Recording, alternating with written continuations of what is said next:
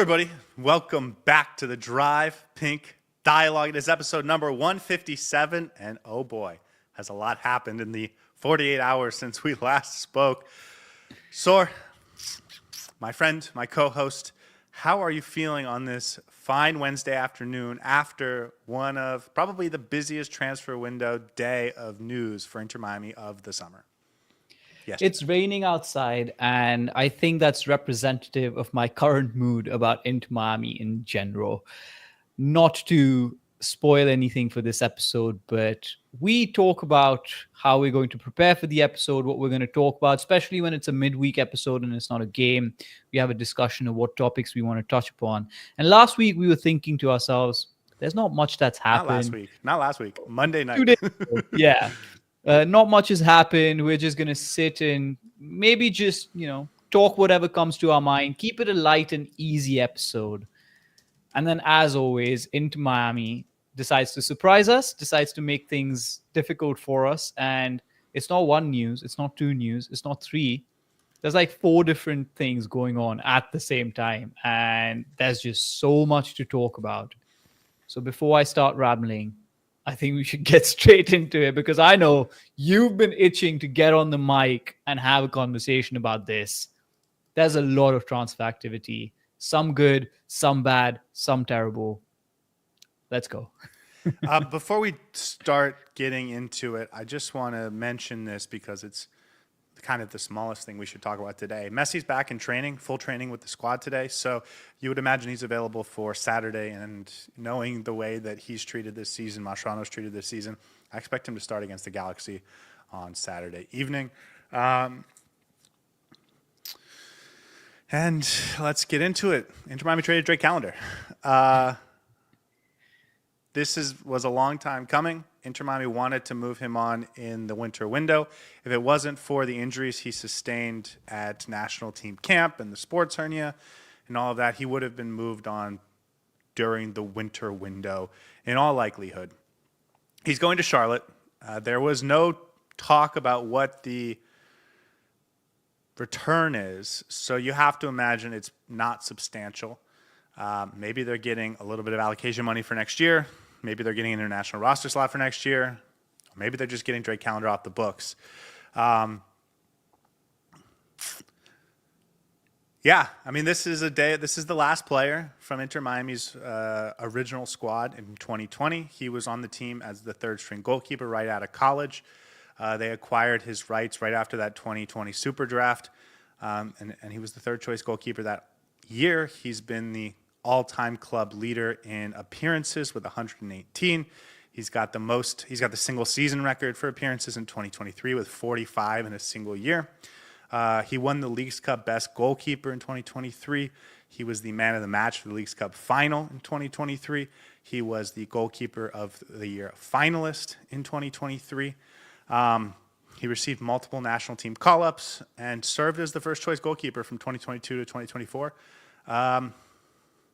So pretty much in all respects, he was is a club legend. Again, most appearances in the history of the club. Before we get into the details and the debate about whether this is a good move, a bad move, let's not get it twisted. This is the end of an era.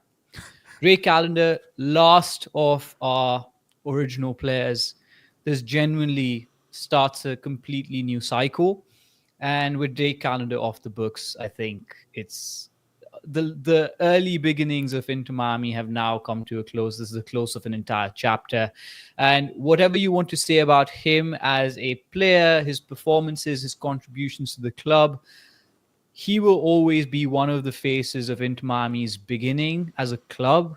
And as you said, he should go down as a club legend for the service that he's provided to Inter Miami over the years.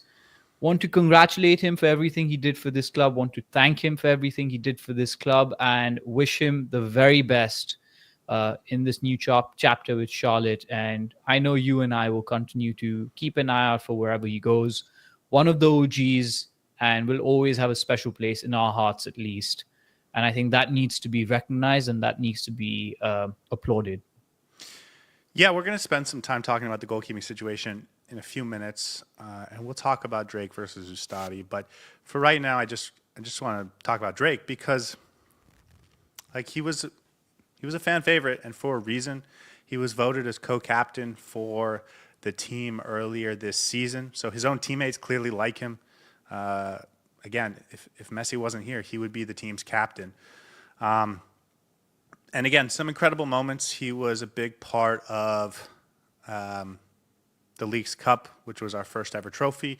He was the starting goalkeeper all year for Inter Miami Supporter Shield and points record breaking season in 2024. He had some, people dismiss his 2024 season, but he had some really incredible games. That second game of the season against the LA Galaxy, we were just battered. It was his best game of the season, and he was phenomenal until Messi delivered a game equalizer in the 86th minute. But he was really on something special in that game. I spent some time over the last couple of days looking through some of the game logs for Inter Miami's goalkeeping position over the last couple of years, and there's some really standout performances from Drake.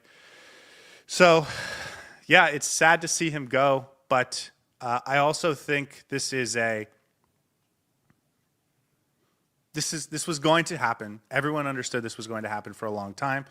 I think it's good to have closure, and I think that the only real sad part about this for me is that Drake's not going to a place he wanted to go to. The club apparently did not consult him, and he was kind of surprised apparently about the destination. He's going to Charlotte, who has a locked-in keeper in Christian Kalina. Most people think that Kalina is going to leave this winter, and so you would assume Drake is going to step in to be the starting Charlotte goalkeeper for that team starting next season. Again, he's still not healthy from that sports hernia. So the only thing that is a little irritating is that, not irritating, I understand it. It's well within the rights of any MLS club. Just you would have wished they would have done better is trying to find him a place that he wanted to go, especially if you weren't going to get a big return for it, which it doesn't seem like they did. So I think when we look at how they treated Federico Redondo in the second half of this episode, I think you'll certainly see there's a dichotomy in how they handled the two situations. But I think Drake is still going to have a really nice MLS career as a goalkeeper, and we're going to see him twice a year from now on. So good luck to him, and thanks for the memories. The narrative around Drake Callender is extremely skewed. I don't understand where this assumption comes from that he's an error-prone goalkeeper that makes a lot of mistakes. He is a very good goalkeeper that could start for probably every single MLS team. He obviously has his deficiencies, but the primary aspect of a goalkeeper is to save goals, and he's a brilliant shot stopper. I think you're being a little too nice in the front office and Inter Miami as a club in the way that they've treated Drake Callender. It's not just irritating, it's very disappointing because it's an unceremonious exit. We all knew this was going to happen. I think this entire transfer window, we've speculated that he is not in Javier Marciano's plans, but the way that he's been treated is very unceremonious. And I understand you don't have to lay the garlands for every single player that leaves the club. You can't expect emotional attachment to every single player. But I think there's a way to do certain things and communicate certain things and carry out transfer activity. And the fact that Drake Callender wasn't aware of the club that he's been traded to, that he was caught surprised by the trade to Charlotte, just goes to show how the club has treated him. And whatever said and done, I think he's made enough memories for Inter Miami fans for us to have a very positive opinion about him. I still remember that save against Columbus that won us the Supporter Shield, eventually got us the points record as well last season, but then League's Cup run. There's just so many good memories, and I think there's more overwhelmingly positive memories than there are mistakes and errors. And one of the things, I'm sorry, I totally interrupted you. No, I go on. apologize. Go on. I was coming to the end of my thought. Okay. Like even going back to 2022 as like a young goalkeeper emerging out of sort of the depths of the roster, it was like fun and exciting to see this kid blossom in front of our eyes. So I know people talk about the League's Cup. I know people talk about certain moments, but even from like the get-go, he was one of the Inter Miami players. He's not a guy we spent $10 million on. He's not a guy that we, acquired as a 28-year-old or whatever. Like he was a guy we brought through. Right, he was a college kid when we when we brought him And in. people So, say, you can't, it's a business, you can't apply emotions to this. You absolutely can. Football at the end of the day, soccer at the end of the day is an emotional game. It's all about the emotional connection with the fans. That's why we watch this. And yes, he's not a perfect keeper by any means. Everyone can have their preferences. But I think there's a way to treat certain players. And I, myself, subjectively speaking, I'm not very happy with the way Drake Callender was treated. And that's that's all, I guess. Wish him all the best, and we're gonna follow him with pride, and hopefully he has a great career wherever he goes, starting with Charlotte. yeah, we're going to get into now why I think this was a bad decision to go with Ustadi over Drake. And so when I say the club has the right to just trade him, I'm not going to crush them on that because I'm Yeah, going to crush them on absolutely. the whole decision process that we're about to get into. So let's get into it. In order to have this conversation appropriately, we have to get into some of the context. We talked about Drake Callender. He was a third string goalkeeper on the original founding team, worked his way up to first string goalkeeper, was the starting goalkeeper for 3 seasons, and then won a lot of accolades, got promoted to the national team a couple times, won a trophy with the national team. As a backup goalkeeper, granted. But certainly I think we've tried to do justice to his career at Inter Miami. I want to talk about Óscar Ustari because I also think the context surrounding him is really important when we get into some of the stats coming up, which we will do. Óscar Ustari, I think by the measure of 99.9% of athletes playing soccer, had a phenomenal career. Of course, he didn't make it at the highest level, but that is certainly nothing to be ashamed of. This is a guy who started hundreds of games in goal at the professional level in first tiers across the world. And it really culminated, by the way, he got a couple of Argentina caps in his earlier career. So, like, again, one of the best goalkeepers of his generation from his country. That is certainly something to be proud of. In 2020, he went to Pachuca, which is a Liga MX club, and he became the starting goalkeeper and captain for them for 4 seasons. And this was sort of his big hurrah, like the pinnacle of his career. He spent more time there than anywhere else. He was a good goalkeeper by all measures. And then in the summer of 2023, Pachuca brought in another goalkeeper, and Ustari was not so happy about that, and the front office wasn't really willing to commit to Ustari being the goalkeeper moving forward, the number 1 goalkeeper moving forward. So in the summer of 2023, he and Pachuca break up. And Ustari then, and as a point of context, he's 37 years old at this point. So it's understandable for a team to not want a 37-year-old goalkeeper as your committed captain and number 1, especially if you feel like you can improve on it. He then spent the next 7 months as a free agent. Nobody signed him. He hops on as an injury replacement in February of 2024 for a Chilean club. Not a top-tier Chilean club, but towards the top. As an injury replacement for the second half of their season. He starts 14 games for them, Audax Italiano. And at the end of that, as far as I can tell, just looking at some of the Twitter responses, the fans didn't love him and his time at Audax Italiano. And certainly the front office clearly didn't want to keep him moving forward. So he again becomes a free agent in June of 2024, where for 2.5 months, he is once again a free agent until he gets picked up by Inter Miami at the very end of the summer transfer window last season. Now, I will remind you guys, Inter Miami last summer, everyone hated the defense. And so everyone thought, as soon as that summer transfer window opens, we got to go get 2 new center backs and we will be set. And right away they get David Martinez, and then they acquire another international roster slot, and we think they're going to get another center back. They had talks for Cesar Montes, who's a 6'5" center back, who his team in La Liga had just been relegated. They didn't want to keep him. Inter Miami thought maybe they could get him on loan for the year or something to that nature. I think it was Almeria. They decided they didn't want to loan him out, and they ended up selling him to a Russian club. So the deal they wanted fell through. They're getting to the end of the summer transfer window.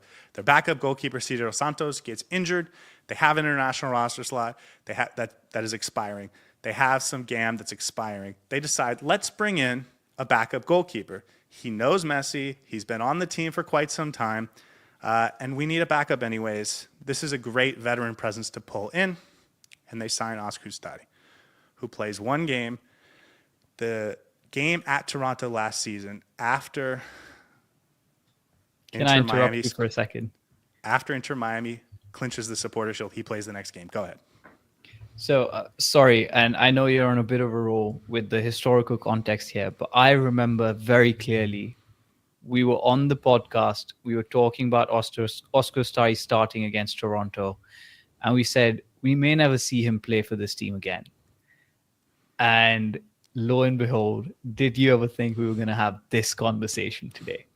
So we've come a long way with Óscar Ustari. Yeah, so he gets that appearance against Toronto. Again, they clinched the Supporter Shield in the third to last game. It was that dramatic game against Columbus in Columbus. Drake Callender makes the game-winning penalty save against Cucho Hernandez in the 86th minute, 82nd minute, something like that. Inter Miami clinches the trophy. They clinch first place, all that stuff. So they rotate going at Toronto. That's the game that Campana hit a game winner in the 93rd minute or something like that. And Ustari keeps a clean sheet. We feel great about it. We go into the playoffs, and obviously we all know what happens there. Inter Miami releases Ustari. He was on a one-year contract, and they let him go. He was once again a free agent. Javier Mascherano comes in, and clearly he decides, I need a new goalkeeper. And I just want to start by saying this. That's fine. We will get to Drake's numbers in 2024, but if Inter Miami and a new coach decide, I need a new goalkeeper, I need a different goalkeeper, they have the right to do that. In fact, they can have the best goalkeeper in the league. And if they decide they want to go try and upgrade, they have every right to do that. And I think that's a good starting point for this conversation as well, because it's not just about replacing Drake Callender with another goalkeeper or just the fact that Drake Callender has been traded. I think the team, Javier Mascherano, is within his right and has the prerogative to change things around. Yeah. This discussion is going to be more about who they replaced him with and whether that was the right choice or not. And I think Devin in the chat says that Miami fans should not cry about every time we get rid of a fan favorite and we have to try to be elite. That's a very valid point. Absolutely.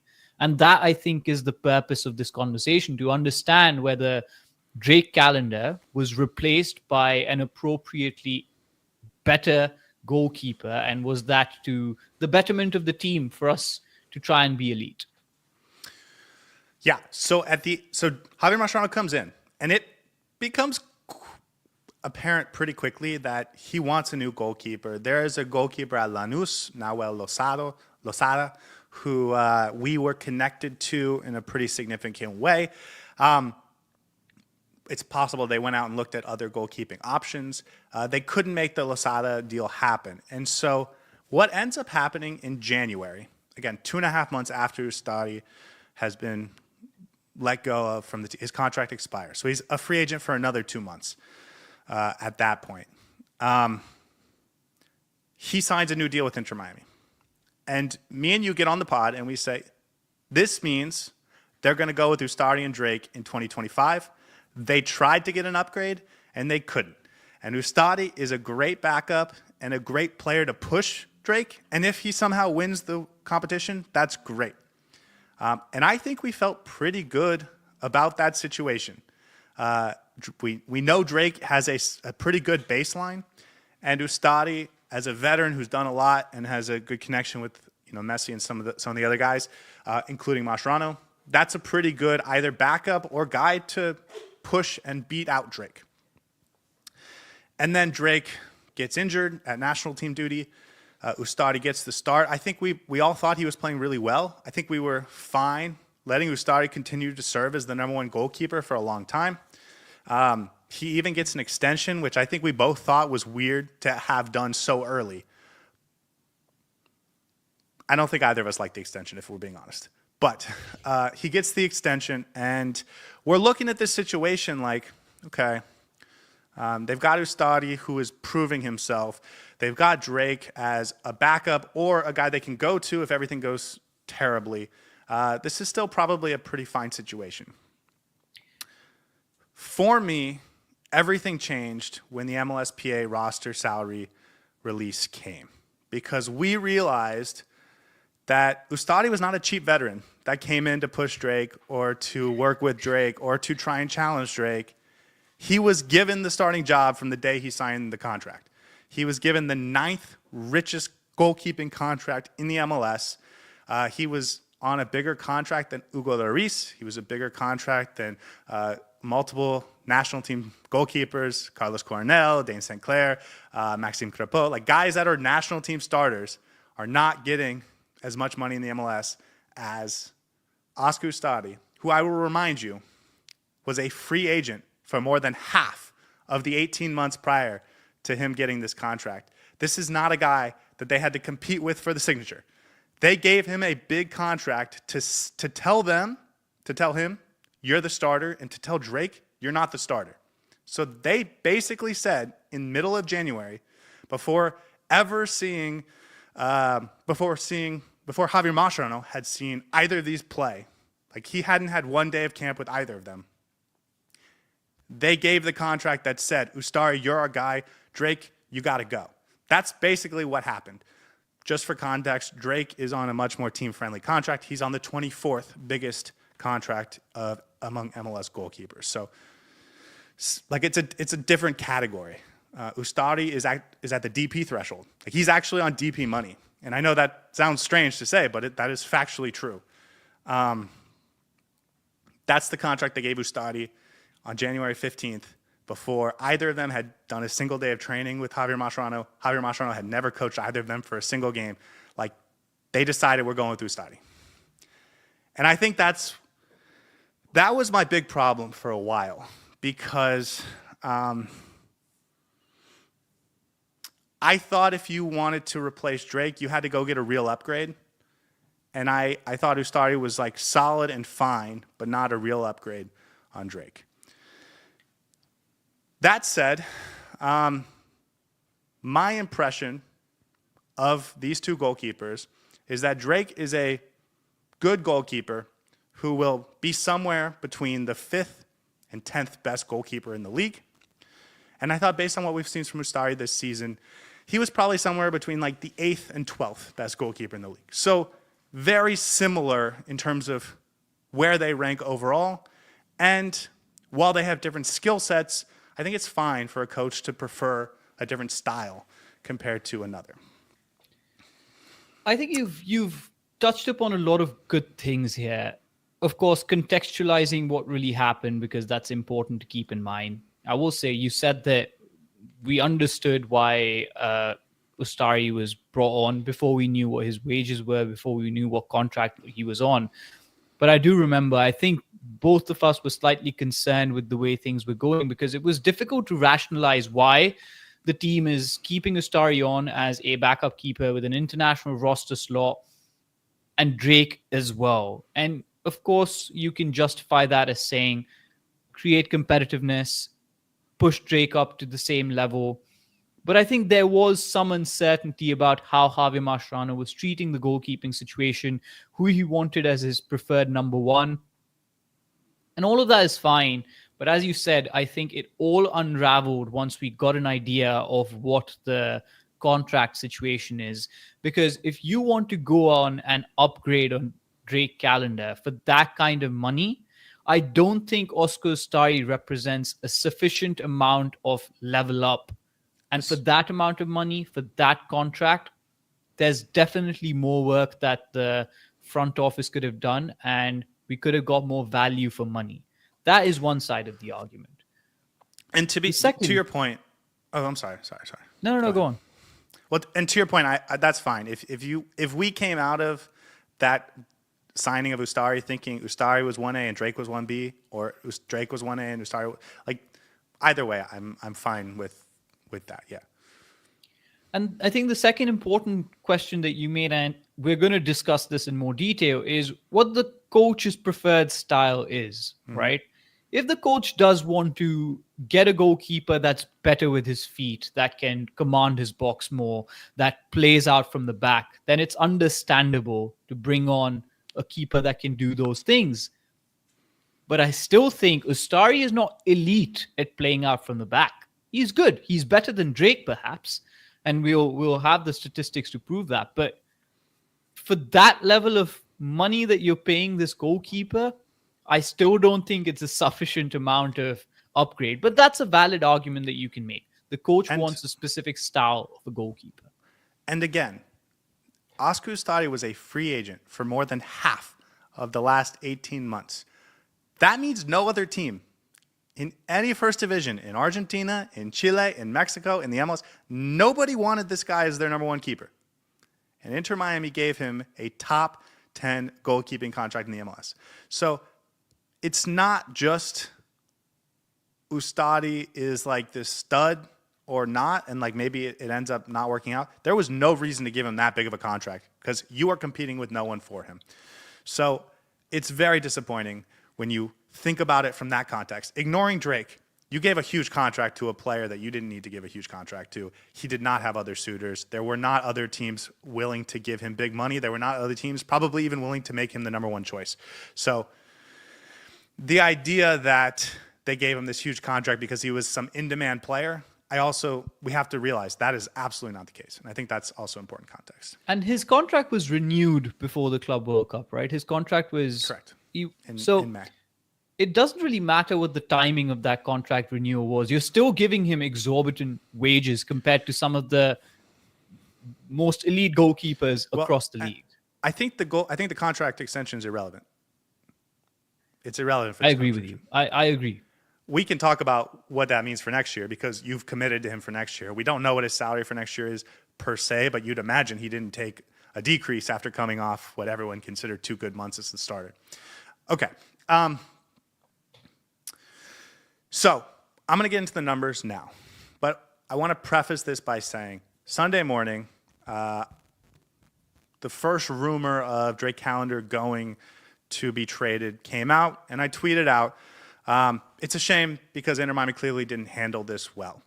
And someone on Twitter, Franco Panizzo, for those that know him, he kind of asked me to make an argument that Ustari hasn't been an upgrade on Drake. And so I promised him this week I would look into the numbers and come away with some results and get back to him.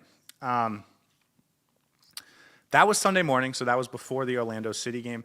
I just want to be clear. I agreed and decided I wanted to do that prior to his performance on Sunday night, which I think we all agree was not particularly good. I also want to say, going into this deep dive, is what I've been calling it, my impression was Drake was like a good goalkeeper, and Ustari was like somewhere between solid and good. Like I thought they were pretty similar, and my real issue was the fact that they had a club co-captain, again, voted by his teammates, on a team-friendly contract, and they decided we're going to throw him away and give a much bigger contract to an unproven guy, not unproven, but unwanted player, and commit to him. And, of course, in an MLS salary cap league, to sort of maneuver your finances in that way seems like terrible value for money. But that did not mean I thought Ustari was a bad player. I want to be clear about that. I thought Drake was a little bit better, but these were like both solid to good goalkeepers, and I would have given Drake a little bit of an edge. And by the way, I will admit my bias. I think the things that Drake is better at are more important to winning soccer games. So I just want to admit all my biases here. No, I think that's a valid argument to make. Should I just come out and say it? I mean, you've been bursting to do this, so yes, you should. Óscar Ustari is a very bad goalkeeper. He's one of the worst in the MLS, and he is actively hurting Inter Miami. I don't know if I agree with you to that extent. I'm going to get into the stats in a second. Yeah, absolutely. But I want to lay out my side of the aisle, or at least where I stand. I don't think he's particularly good. I think he has moments in him that are well enough. Okay, he's made a few saves here and there, but I think the points of his positive performances were somewhat accentuated by how good Inter Miami was playing and for me, the sign of a good goalkeeper is when you suffer the most, you're facing the most shots. And I think when Inter Miami has been under most pressure defensively, has had to depend on a goalkeeper to do a job for them, Óscar Ustari has not been able to do that. I don't know if I'm on that side of the aisle completely, but I agree with you. I don't think Óscar Ustari at this stage of his career is a particularly good goalkeeper. And this is So, regardless the salaries, by the way. This has nothing to do with how much he's being paid, what contract he's on. This is about talent completely. And I want to preface this also because I did think it was important to say before I started this, I thought Ustari was like a pretty good goalkeeper. Not elite, slightly worse than Drake, but pretty good. But the numbers don't back that up at all. Let's start with post-shot expected goals because this is, I think, the gold standard for how to judge a goalkeeper's shot-stopping ability. This is an advanced analytic. Basically, it looks at a player's shot after he shoots it. So if you shoot the ball off target, you cannot score. So you have to shoot it on target. The pace, the velocity, the angle, the placement of the shot, all of that is calculated to determine how likely a shot is to become a goal. And then if a goalkeeper saves it, how much of that did they actually prevent from turning into a goal? So this is basically the goalkeeper version of expected goals, XG. This is an advanced analytic. They have to use computers to calculate angles and trajectory and all this stuff. Okay. Question. Before you proceed, does this statistic take into account the quality of the chances that a goalkeeper saves? Yes. Yes. Okay. I also want to say from this point on, I'm not arguing for Drake or for Ustari. I'm going to use Drake's 2024 season as a benchmark to compare the two. But it's not me arguing they should have not traded Drake. I wanted to make it very clear. Based on what's happened over the last 9 months, trading Drake was the right decision. I'm just going to use him now as a benchmark to compare Óscar Ustari. Inter Miami last season, in 2024, had the 8th best post-shot XG in the MLS. It was 3-goal overperformance, which means Inter Miami should have given up 3 more goals than they did, and that can directly be attributed to the goalkeeper. His shot-stopping ability, it was 8th in the MLS. These stats, by the way, everything we're about to say comes from either Football Reference or SofaScore, so if you want to know where the data comes from. 8th best in the MLS from a shot-stopping perspective. So when we think about Drake in 2024, I think we think he was good, but maybe not super elite, and I think 8th represents him being good, not super elite. And if you're Inter Miami and you think you can get a top 3 goalkeeper, like I think that's worthwhile to try and go get. Do you have any guesses where Inter Miami is in 2025?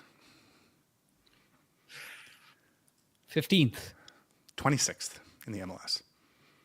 By the way, I want to hold you there because Tunde in the chat mentioned that it does not, post-shock XG does not take into account the quality of the chances. It actually does because it basically calculates what the quality of the shot was after it's been taken, and it still takes into account the quality. So just wanted to clarify that. Sorry.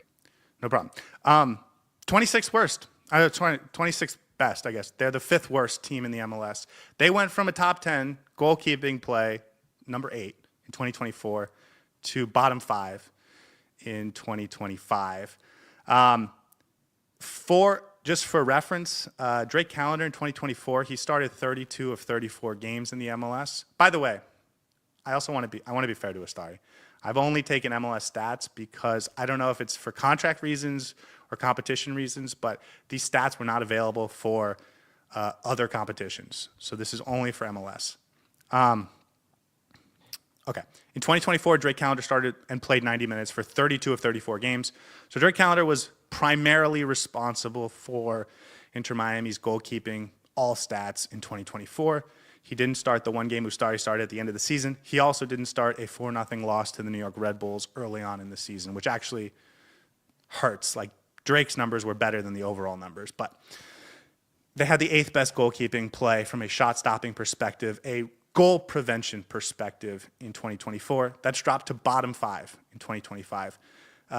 Ustari's not as responsible for the overall 2025 stats as Drake Callender was last year. Ustari has started 18 of 23 games so far, 22 games of the MLS season so far. He's also come out of 3 games in the first half. The Columbus Crew game, they won 5-1. He came off at halftime. He also came off after the 18th minute against FC Cincinnati a couple weeks ago, and then he had that red card in the first half early on in the season. So he's missed more time. I think he's responsible for something like 70 to 75% of the goalkeeping minutes. Okay. Rocco is responsible for most of that, and Drake also had 1 start. 26th best in the MLS. Rocco and Drake's numbers from this season actually improve that. So when Ustari is in goal, they're actually worse than 26th in the MLS. From a shot-stopping perspective, he has been an absolute disaster. And I understand, in fairness, that some of his best games came in non-MLS competition. That Al Ali game, from all of the games I looked at of Drake's career and Ustari's career, was the best overall game from a SofaScore rating perspective. So to be fair to him, some of his best games came outside of the parameters of this stat. But I couldn't find data on those, so I couldn't include it. So here's my question, though, right? These statistics do not necessarily judge the impact that a defensive line has on how the goalkeeper is responsible for saving the shots. So does it take into account how many shots Óscar Ustari is facing every single game, and why the defensive line has, or how the defensive line has contributed to preventing certain chances? Because that in itself is another variable that needs to be accounted for, right? So thank you, and I apologize for not providing this context at the beginning. The defense is worse this year. We're allowing 0.6 big chances and 0.6 shots on target more per game. So it is a more difficult environment for the goalkeeper, and that will have an effect on the goalkeeper's performance.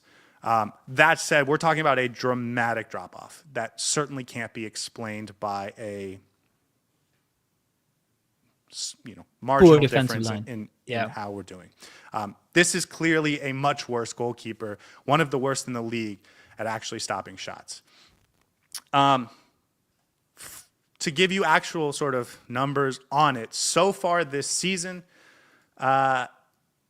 last year, Drake Callender and Inter Miami had a +3 goal, like positive PSXG, which means they saved 3 goals over the course of the season that they probably should have let up. If we're going to just Óscar Ustari this season, in the minutes he's played, he has so far had, hold on, I got to find the numbers, a -4 goal underperformance, which means in the minutes he's played this year, he's allowed 4 more goals than he should have based on the expected goal count post-shot. He's been underperforming by 4 goals. And if you scale that up to the number of minutes Drake Callender played last year, that is a negative 9.1 underperformance, meaning that is 9 additional goals Óscar Ustari would, granted, it's scaling up because he hasn't played as many minutes as Drake did over the course of the 2024 season. But if you scale it up, it's a negative 9.1 goal allowed that probably shouldn't have been allowed, an underperformance of 9 goals. So that's like 18% of the goals you give up all season.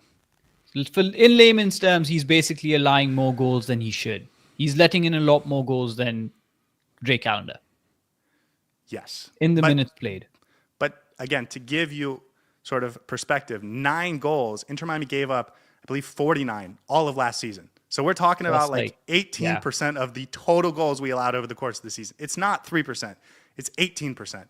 This is a huge, huge underperformance that is clearly having a massive impact. I also, there's a similar stat by SofaScore called goals prevented.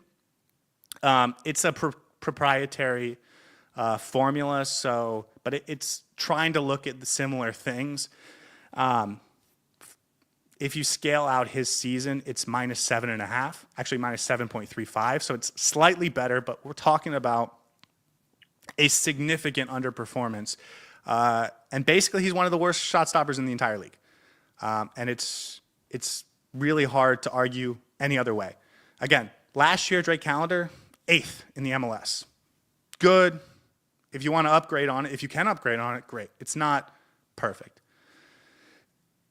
Right now, we're getting some of the worst goalkeeping, shot-stopping play in the MLS this season. Now, when you think about that in the context of we're giving up more shots on target and more big chances, you would imagine, and I think we all agree our defensive back line is not as good, you'd imagine having a better shot stopper is extra important. And so, again, when you add it into the context, it makes it sound even worse because we are worse defensively, which means you want your goalkeeper to be better to make up for it. And again, context does matter, and he is facing a really poor defense, which means he's going to be facing a lot more shots, which means he's probably not going to... Let me be clear. I want to be clear about something. We actually faced more shots overall last season. And remember, everyone was complaining about the defense all year last year. And so as we talk about eye test in a minute, I want everyone to remember, everyone hated the defense last year. Everyone complained about Drake. And it was actually like top 10 in both. And this year, we don't get nearly as much complaints, and it's actually significantly worse. Okay, sorry, go ahead. No, I think Óscar Ustari is not at the level of being a starting goalkeeper for Inter Miami, who wants to be an elite team that wants to win the MLS Cup. It's as simple as that. And at the end of the day, I think it's less about Drake and more about who we have as our starting goalkeeper. And if Inter Miami wants to challenge for the big titles, if they want to win the MLS Cup, the fact of the matter is that Inter Miami needs a better goalkeeper. And a better goalkeeper who hopefully does what Javier Mascherano wants him to do, which we can talk about in a second, upgrades everything. And I don't think Óscar Ustari is at the level to define games on a regular basis, week in, week out. Okay, next stat I wanted to look at more comprehensively is I looked at the SofaScore ratings, which I don't think are perfect, but I think are somewhat of a measure of how well a player performed, and I used it as a mark of consistency. I looked at every game, including the Club World Cup, for Óscar Ustari. This isn't just MLS games.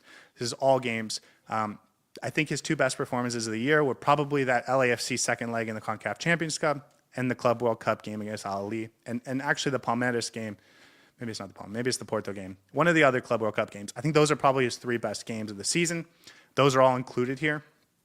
I graded them by really poor, below average, above average to good, and great. And I measured them as a percentage of their games. Óscar Ustari was the most likely to have a great game. 15% of his games. 14.8% of his games were considered great. This is an 8.0 or more on SofaScore. That was better than Drake Callender, who came in at 9.5. But he was also more likely to have an absolutely terrible game, which was a 6.0 or less. And Drake, in terms of like above average and better, was actually more likely to have a good to great game than Óscar Ustari. I will admit they are close, and who knows how good the SofaScore ratings actually are. But I wanted to bring that in there to say that Drake was actually much more consistent game to game, and Ustari has actually been much more volatile in his performances. One of the big complaints about Drake was the big errors that let in goals. So I looked at those. Again, this is all games, not just MLS. Drake Callender, over the course of the 2024 season, this was 3,780 minutes, had 4 errors that led to goals, according to SofaScore. Óscar Ustari this year, in 2,430 minutes, has 3. If you scale that up, it means Óscar Ustari is tracking for 4 2/3 errors that led to goals. He also had a red card in the first half. So I think when we're talking about disastrous moments, actually Óscar Ustari is having more disastrous moments than Drake Callender did. Again, that's a big complaint about Drake Callender.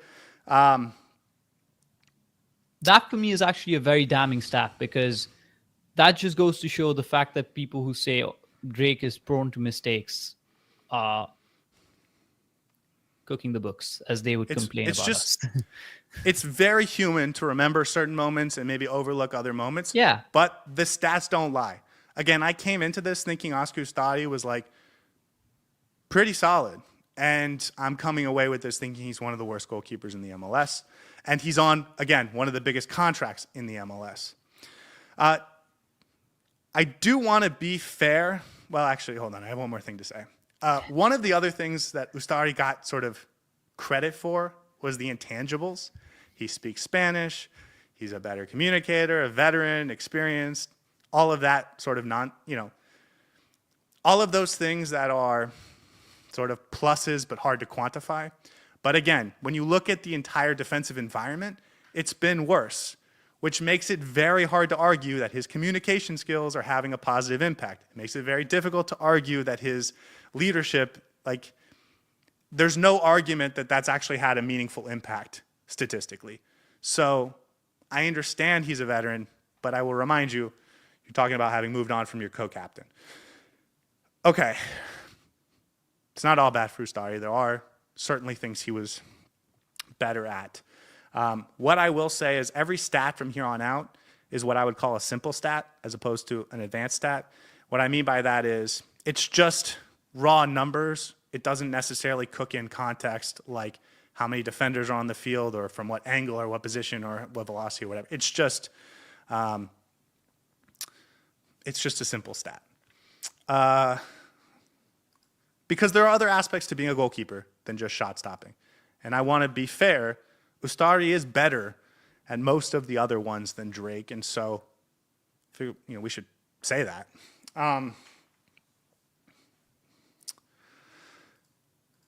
Okay, would you consider coming out for crosses an important factor in being a goalkeeper? I think it's a particularly important factor, especially in a team that's not very tall, where you need your goalkeeper to command the box. So you would want a goalkeeper, especially when you got Noah Allen and Gonzalo Lujan and Maxi Falcone, especially on this team, right? You don't have Christoph and Nico Fred, and Toto Aviles. You are smaller this year than you were last year. So you'd want a goalkeeper that's good at going out and stopping crosses. Inter Miami as a team this year ranks 28th in the MLS in crossing stops percentage by the goalkeeper. They stopped 2.9% of crosses. Last year, they stopped 8.1%. It was the third best in the MLS. So Inter Miami is significantly worse at getting crosses stopped by the goalkeeper. Now, I didn't specifically break this down by keeper, but I will remind you, Rocco is responsible for 20% of this. But this is an unbelievably big drop-off from last season. Inter Miami was third best at this. 2024, they are 28th in the MLS. They're third worst at this in 2025. Okay, there are some things Ustari does better than Drake that we all understand. One of the things that Ustari does much better than Drake Callender, I think, is his instincts to go out and sweep things up. Would you agree with that? Yeah, absolutely. Eye test, clearly he's very good at that, and the numbers back that up. 2025, Inter Miami has 1.79 defensive actions outside the box. It's fourth in the MLS. In 2024, they were 17th in the MLS. And it's actually double in terms of raw numbers. So Ustari is clearly very good at that. And I want to make sure we're not just badgering him, ignoring the things that he's good at. He is much better at that. The other thing that he's clearly better at than Drake Callender is playing with his feet. And this is the big thing people will always say. The best number I could find on this, listen, this is hard to quantify because, of course, passing percentage matters about how impactful your passes are. So we saw Redondo have a very high passing accuracy percentage, and it didn't turn into much productively for Inter Miami. So keep that in mind. One number from the goalkeeper that is interesting is what's considered the launch percentage. So this is how often a goalkeeper kicks the ball 40 yards or more. So this is kicking it forward, and your team retains possession. It's night and day. They are so much better at it this year. Inter Miami, 52.1% of the goalkeeping passes launched are completed. It's the best in the MLS by a mile. They have the best goalkeeping launch rate completion percentage in the MLS. I think it's like a 10% difference. They are 20% better at it than last year when Drake completed 32.1%. That was 20th in the MLS last year. So they are much better, at least in terms of pushing the ball down the field from the goalkeeper. They're clearly much better at it. My counterpoint to that is Inter Miami scores less goals. They have worse game possession. Their expected goal numbers are lower. Offensively, they've been worse this year as well. And so, again, it is very difficult to claim that the goalkeeper being better with his feet has actually meaningfully contributed to a better team overall because, again, the offense is down from last year. And I think also another aspect of this is the coaching style, right? Our play style doesn't necessarily require us to play a lot from the back. We don't build play up that much. Our center backs aren't ball playing. Maxi Falco and Lujan, who are obviously the preferred center backs, do not want to play out from the back or cannot play out from the back. And you can talk about build up play and stuff. I think if that's an important aspect and if Ustari is good at that, we don't utilize it enough. So make of that what you will. Yeah, just to go back to the launch rate percentage, they're the 5th lowest team in terms of actual number of attempts. So they're not taking advantage of the fact they're really good at that either. So we can stop there. I just needed to get all this off my chest. I think basically what we come down to is Inter Miami threw out their club co-captain, one of the founding members of the team, who was on a team-friendly contract that was pretty good by most goalkeeping standards, and they replaced him with a more expensive, pretty bad goalkeeper. And fine, Drake is gone. I accept it. I'm at peace with that. I think Inter Miami has a goalkeeping problem, and I think they need to find a new goalkeeper.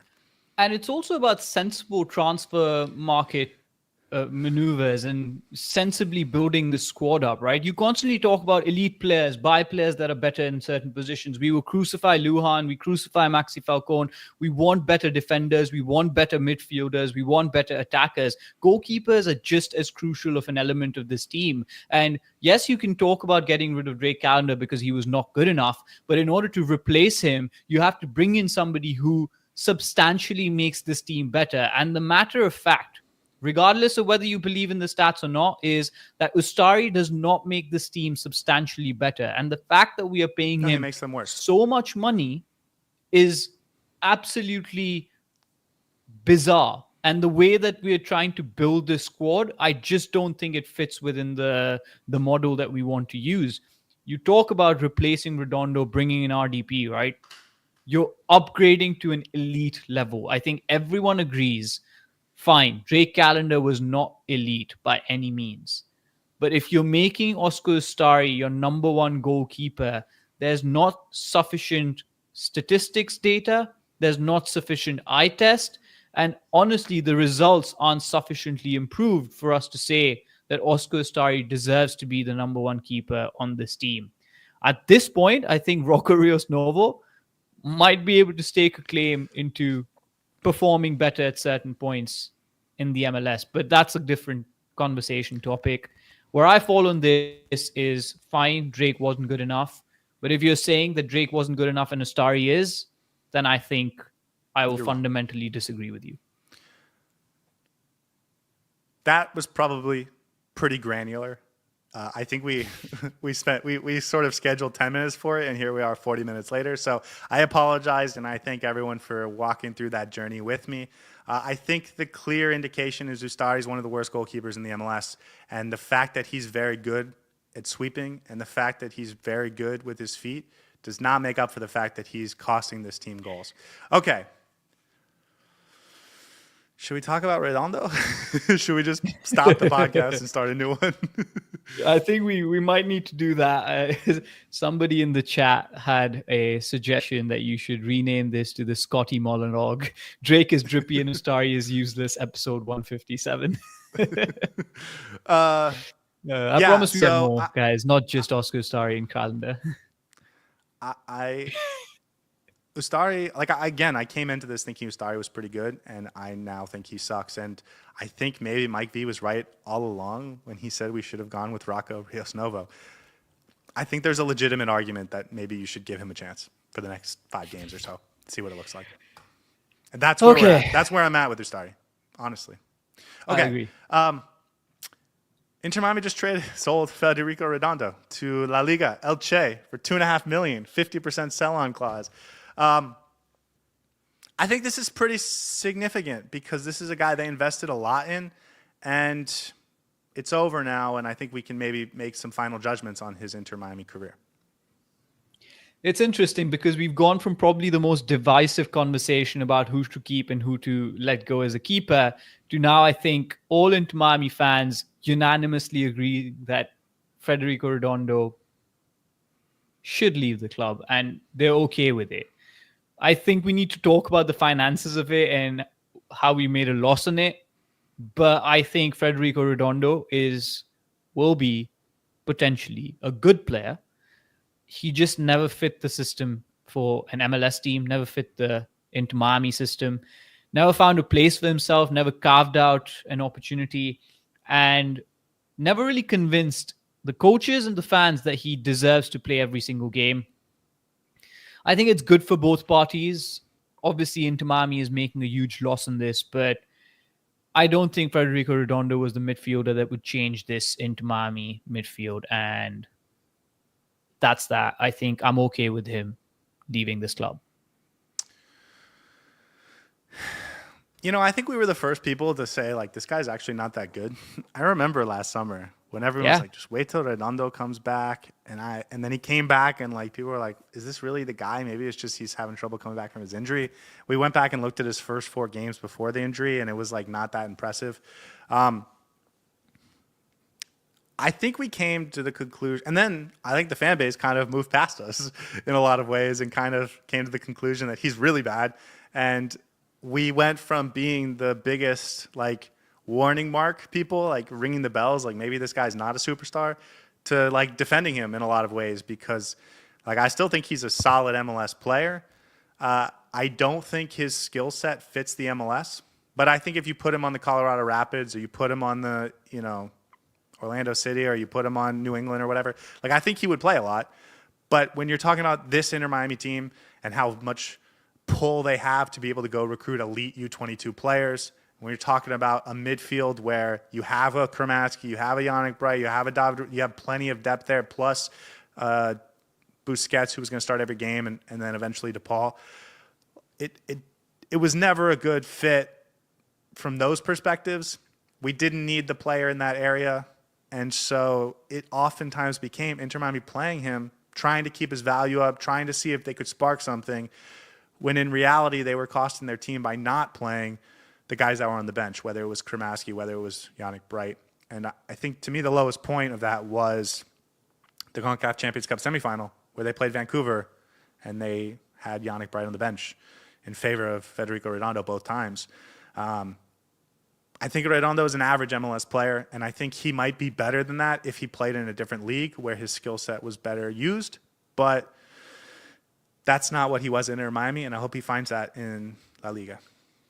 Yeah, he was brought in to be this transformative midfielder, somebody that we will rely on for a few years, a la Gomez potentially. Well, obviously, Gomez went to Brighton after 2 years, but Redondo was brought in because he had a lot of talent, a lot of potential, and was touted to be this very, very good midfielder who can change our midfield status. For me, I don't remember a single game where Redondo was extra influential or was phenomenal, where he changed my life, if you may put it that way. Yannick Bright, the moment you saw him play, you could see he has the X factor. Ian Frey, the moment you see him play, you can see he has the X factor. Segovia. Let's talk about Telasco Segovia, who I think a lot of people would agree has done more than enough to justify bigger hype than Redondo when he came in. And Segovia has had some really big impact on this team time and time again. Underrated. And I feel like I somehow view them in the same bucket of their the play style, the way they influence the team, but Segovia is just on a completely different tier compared to Federico Redondo. I think Federico Redondo just did not get going at this club, and that's fine. It's understandable. It happens from time to time. You pointed out the CONCACAF Champions Cup semi-final, of course, a massive low point. But for me, what was quite telling was how recently his performances have become very pessimistic in the midfield. He has become a very safe midfielder. And fine, you can say that maybe Javi Mascherano wants to play that way, but I think it was to the detriment of the team. And it's also quite stark that Javi Mascherano is letting him go. They're allowing him to leave the club. So he was clearly not doing enough to convince the coaching staff that he should be here in the long term. Especially if Inter Miami doesn't replace him this window, which would be, it seems like it would be difficult to do considering the amount of time left in this window. If they do, then it would certainly make a lot more sense that they pushed him out to fill that spot with someone else. But to just like move him on and listen, he's not going to get a ton of playing time now that Rodrigo de Paul's here. I think this is the best move for his career. They were willing to take a loss on it. And I think my other two takeaways are they absolutely did right by Federico Redondo. They brought him in, they gave him a big contract, they played him a ton, and then they still, even when he wasn't successful, moved him on to Europe, which is where he wanted to go eventually, at a loss. La Liga. They did right by him in virtually every way. So I actually think like he should be someone we look at moving forward as someone Inter Miami should be proud of their ability to push you to the next level. Like I know it's not the sort of success Diego Gomez was or that Telasco Segovia is becoming, but when you're talking about a guy coming in, even if it doesn't work out, we're still going to make sure you get to Europe. Like I think that's another belt, another notch in the belt. And then the other talking point there is I think he's a warning sign about going and spending big money in Argentina. That league does not translate particularly well to the MLS. And we saw it with Redondo, and I'd be pretty nervous about it moving forward. Yeah, and I think it's a certain quality of a player that needs to play in the midfield for not just this Inter Miami team, but also in the MLS. And Redondo doesn't have that skill set. I think we're all okay with him moving on. And honestly, wish him the best of luck, right? Wish him the best of luck. You know, it's funny. If there was only one thing that happened, we could have probably talked about Redondo going to Elche for like 45 minutes. But because of so much stuff going on, I think we're ready to cut it there and wish him well. This was a player that was on the team for a year and a half and probably deserved more than 10 minutes of talking about him as he goes, but it's the nature of the beast sometimes. I mean, does he really... Can you point out a single performance where you think he was brilliant? Yeah, he had two goals last year against Chicago, I think. And maybe that was when we were in the blue uniforms. Yeah. He finishes, I think, with 2 goals and 4 assists over the course of his Inter Miami career. I also think we could have a pretty lengthy conversation about what Inter Miami should do with that U22 spot moving forward, whether they should try and spend it now, whether they should wait till the winter. But we're going to skip that because there's so much else to talk about, starting with Toto Aviles, because there's a rumor he might be going to Spain himself. Apparently, Zaragoza, which is in La Liga 2, is interested in Toto Aviles. This is just a rumor. Obviously, Federico Redondo is sold. Toto Aviles is just a rumor. You could be losing both of your U22s in the next week or so. All right, finish this podcast. We'll start a whole new episode titled Toto Aviles and the Inter Miami defense because, my goodness, I have a few thoughts. We still got to talk about this new signing we're going to get, but I think it's a mistake to move on, Aviles. Oh, such a big... The fact that you're willing to keep on Gonzalo Lujan and Maxi Falcone on this roster and you let Toto Aviles go. And I don't think this is to advance Toto Aviles' career. This is because Javi Mascherano doesn't rate him enough. And the fact that you're willing to do that for me, it's such an indictment on Javi Mascherano's ability to identify talent or actually use talent in the right way. Let's not discuss whether Lujan is better, Maxi Falcone is better, or Aviles is better. It's the coach's ability to utilize the talent. And I do not think Aviles has been given a fair chance this season. People continue to, again, it's like a pinprick that people pick up and keep harping on about. And there's this assumption that Toto Aviles is very reckless. He's not dependable. But he's put in time and time again more than above average performances. You can talk about his yellow cards. He's definitely... That has been an issue in the past. But in the last 15 games that he's played, I think he's only got a yellow card twice. Yannick Bright gets more yellow cards than I think any other player on this team as well. But that doesn't influence the team the way playing Lujan influences the team or impacts the team. Just a fun fact. Federico Redondo was 1 yellow card away from a suspension, so he escapes before he gets the yellow There you card go. suspension. But no, listen, Aviles clearly got too many yellow cards, but the fact that he got yellow cards does not mean he had a bad performance or that he Exactly. was a bad player. And And people it harped on doesn't- that too much. It doesn't imply that the team suffered a lot because of those yellow cards. I think more than And- anything, there was a stretch where he got suspended and then he got injured, and that made it feel like, oh, he's off and on and in and out of the team. But I think that's about it. Anyways, Well, and we talk about the defense being worse this year, and he hasn't played as much as he did last year. And it's not about him playing the minutes. I think it's him playing consistently as a starter in this team. Pep in the chat says new center backs under 6 foot. Yeah. Mascherano doesn't like Mascherano doesn't like guys that are 6 foot and over. We'll talk about Piovi in a second, but some people in the chat are mentioning that their club in Spain that he's linked to, Zaragoza, it's a La Liga 2 club. So I'll be honest, I don't understand how that makes sense for Aviles, except for the fact that the team is telling him you should leave because you're not playing here, which again I think is a mistake, but to each their own. It's also owned or partially owned by Jorge Mas. The Mas brothers are partial owners of Zaragoza. And so you'd wonder how that would influence the ability to make that deal, how much money would come our way, and also if MLS would look at that and think, that's weird. What I will say is if they sell him for anything less than a profit, it doesn't really work towards Inter Miami's favor at all. So I'm sure they can sell him to get his contract off the books.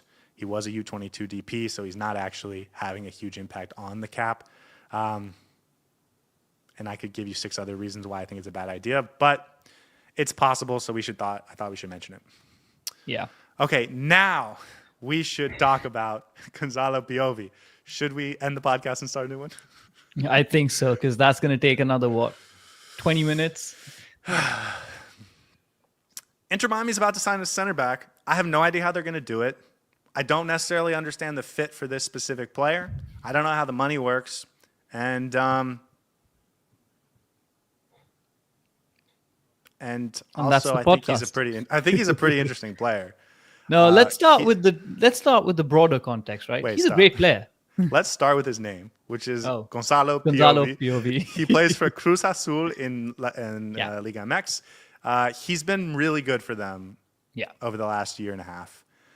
They recently lost to Seattle Sounders 7-0, and I saw some people on Twitter saying the only reason that happened is because he was rotated out of that game. So I think Cruz Azul fans think he's really good. He has played well according to some of the rating services. And Inter Miami, you would like for them to get a starting center back. Okay. So this is a good player.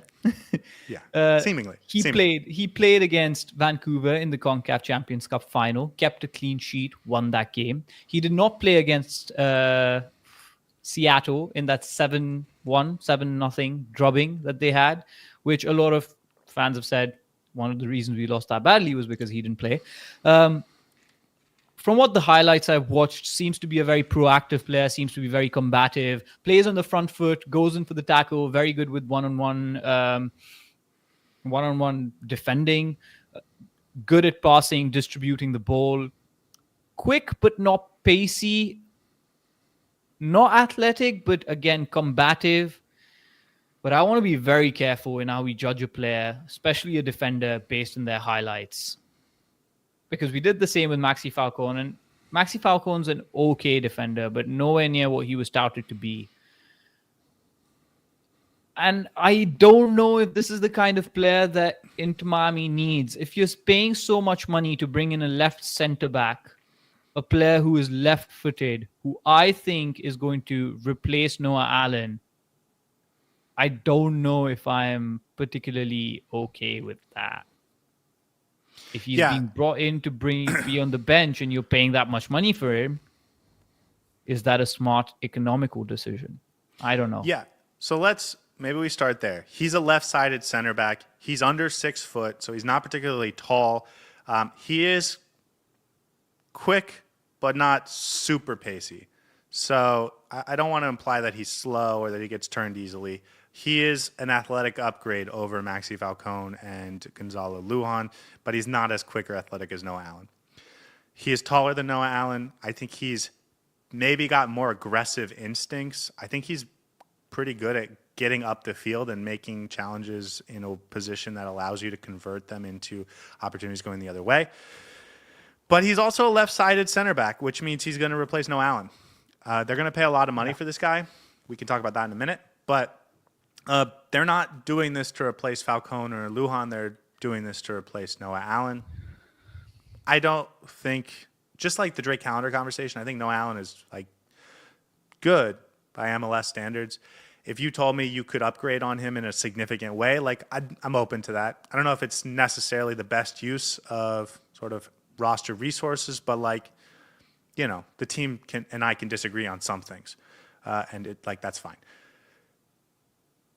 I think he will upgrade the defense, but like you said, I think it's fair to say that the current front office does not have the best eye for talent, and their track record and this coach's track record in bringing in players, even players they spend a lot of money on, is not particularly good. So keep that in mind. Can I ask you a question? Of course, man. What do you think is the biggest deficiency of this defense? Like, what do we need to fix in this defense? Like top 3, right? Well, I have today an answer, I but would wanna say get goalkeeping. Okay, but the center backs, let's stick to those. They're not athletic enough. Okay, not athletic. I would say they're not good in the air. Set pieces, we're not particularly great as that. Number 1 is right? athleticism. Number Yeah. 2 is size. Number 3 And is would strength. you? Yeah, and Number I was 4 going to is say, would you intelligence. would you consider 5 is- physicality as no? Okay, stop. Would you consider physicality as part of athleticism? I think it's slightly different, right? Like being physical and being athletic are 2 different things. So let's say pace, athleticism, physicality, and then size. Does he fix the size aspect? Clearly, no. Does he fix the pace aspect? We can't really judge him right now, but I don't think so. I don't think he's particularly speedy. Unless you think they're going to play 2 left-sided center backs next to each other in Noah Allen and Piovi, then no, he doesn't solve the athleticism issue. And I don't think they would do that. So Yeah. And then what was the last thing that we talked about? Physicality. He's not particularly like well built. He's not big. I think he's going to be an upgrade there. I think he's going to be an upgrade. So, okay, there's 1 out of 3, I guess. IQ, we can't really judge right now. Seems to be a decent player from his highlights and stuff. But this is my point, right? He's not fixing clearly the issues that this Inter Miami team has. And I'm worried there's going to be more of the same. Okay, he's going to be like a David Martinez who's very adventurous, fun to watch, but it's not fixing the issues that Inter Miami has. You're bringing in another player just for the sake of bringing in another player. He's not tall. He's not going to be commanding the box. He's not going to be organizing the defense. He's not going to be heading the ball away. He's not going to be running toe-to-toe with someone like a Denny Bouanga or name an athletic player, Paintso or Peck. Or like, he's not going to be fast. And he's not going to fix some of the issues that this defense has. And that, for me, is the biggest problem with this. Now, I don't want to judge him before he's even kicked a ball for Inter Miami. But there are concerns. Yeah, listen, you never know how a player is going to adapt to the MLS. And if you're looking at our weaknesses, he clearly isn't like a solution to a lot of them. Even if he does come in and play great. And again, I think you're talking about entering the playoffs with Piovi standing next to Gonzalo Lujan as your center back pairing and Ustari behind them. And that's just like, it almost doesn't matter how good Piovi is. And because he's not going to be like, you know, Virgil van Dijk.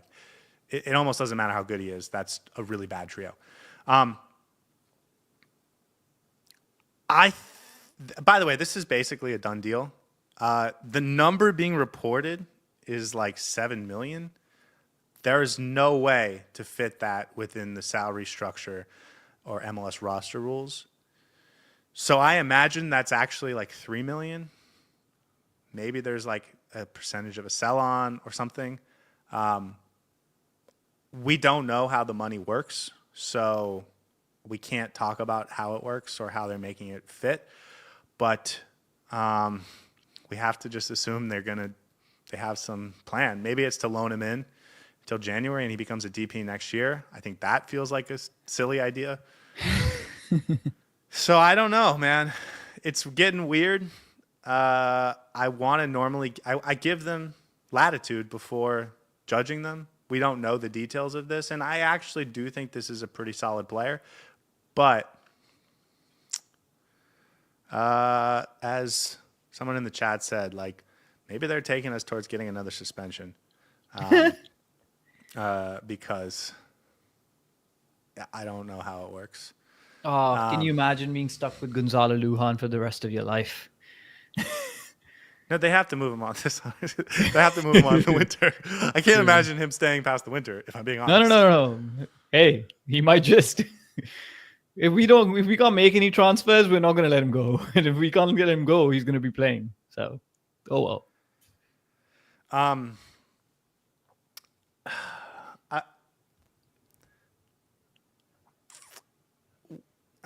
don't know what to say about this because I think he's going to be a good player. He is Argentine, so for anyone keeping track of that, he is another Argentine. He is coming from Liga MX and has had success there, which makes me feel significantly better than if he was coming from the first division in Argentina. So I think it will be fine. I hope that they have a way to make this work financially that makes it make sense and that we don't get, a rule violation for. But I would look for a right-sided center back.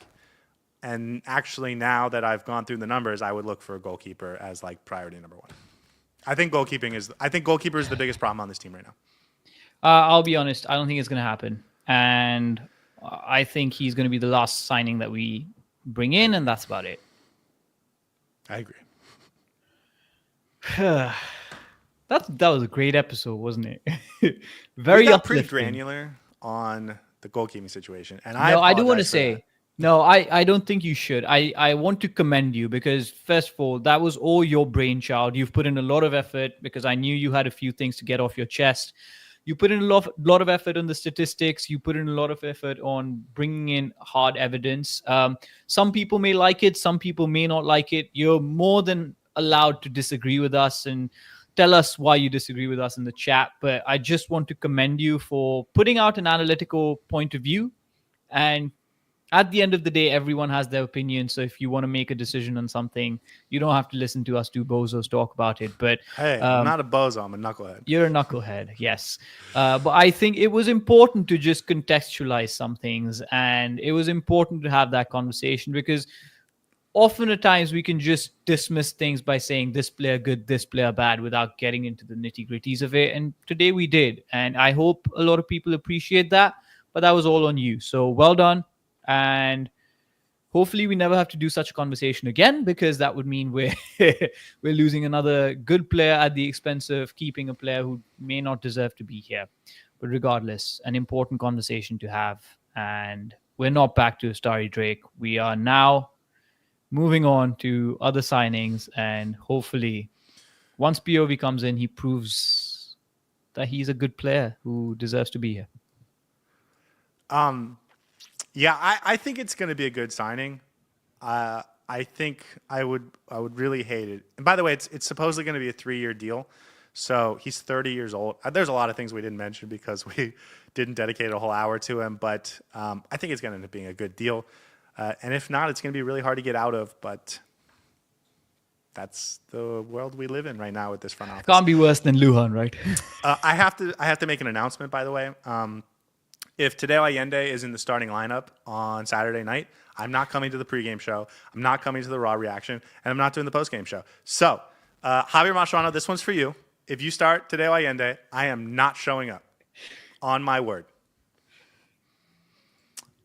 Oh, I mean, that's a bold statement, man. If I think that's personally going to happen. And that means you guys are stuck with me. So we're going to have some fun. We're going to take it off the rails. But, well. I might write my senator. Okay. You should. It's important to have your representatives. I don't know if Rick Scott deal listens with this to situation. This, but he might get a letter from me soon. No, Okay, let's guys. wrap it up. We're getting silly. By the way, I think there's a confusion in the chat. I'm not making any of these claims. I'm going to still be here. So if you guys want to join us and see if Scotty shows up or not, that's on you. I'm still going to be doing the episode because I think it's important to keep the audiences happy. No, I will be here if Allende's not there. And I'll be there. Be here. You'll be here if Allende's not there. So, well, we'll see what happens. Okay, we're getting silly. This was an hour episode that we took to an hour and 20 minutes, and we didn't even do like 3 of our topics justice. But this Drake Ustari thing was eating at me, and I also, my opinion is like vastly different than it was when we started. And I don't know if that makes it worthwhile or just depressing, but sometimes ignorance is bliss. I hope you guys, maybe I should have spoiler alerted that at the beginning. So any final thoughts before we wrap it up? Inter Miami always gives us things to talk about, which means that we're going to continue to produce episodes for you guys. I hope this was a conversation worth listening to. I'm sure it was for some people. It was a difficult conversation. We put in a lot of effort. It was slightly different from what we normally do, but I hope everyone appreciated that. I hope everyone appreciated Scotty's insights in this. And we're going to be back with our regularly scheduled programming starting this weekend, where Inter Miami goes up against LA Galaxy. And there's only one silver lining to that. Messi's probably going to be back in the starting lineup. So that's going to be fun. And yeah, join us then. Get involved in the chat before the show and after the show. And then we'll obviously do the post-game analysis. But until then, it's been a pleasure. We'll see you guys 1 hour before kickoff. Until then, have a lovely week. We'll see you guys next time. Hey everybody, thanks for tuning in. Do us a favor and hit that like and subscribe button. Since our first viewer, sharing this with you all has been the very best part. So from the beginning until the end, thank you for being a part of this and have a wonderful day.